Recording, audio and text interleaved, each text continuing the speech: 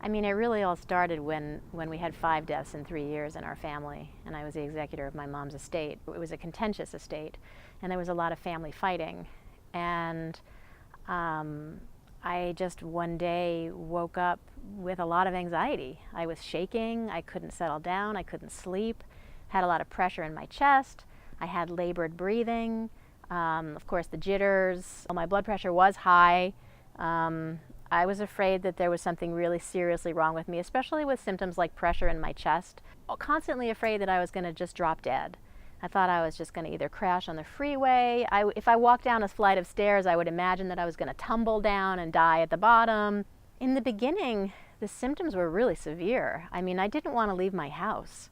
I was afraid that anywhere I went, I would suddenly have a panic attack and I would maybe just drop dead and that I would traumatize the people around me. I just was consumed with these fears and fantasies about death.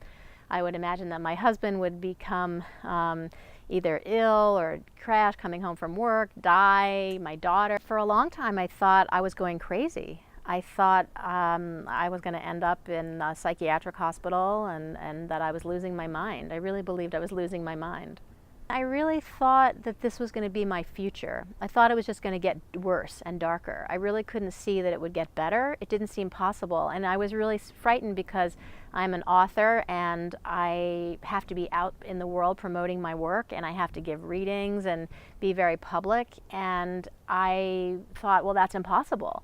I can't do that. And so I had fantasies about, oh, I'm never going to work again. I'm not going to be able to do the things I love to do. I'm not going to be able to fill what I believe is my purpose in life.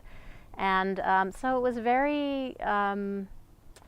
very scary. I felt that my life was basically over. And then as part of that, I felt really ashamed because I'm also a coach and I feel like people come to me and in fact throughout my life people have come to me for my guidance and support and wisdom, and I thought, well, how can I possibly be of service to anyone when I can't manage my own life? And I felt deeply ashamed and I questioned myself. I questioned everything it really just called into question my whole identity. I wasn't sure who I was anymore.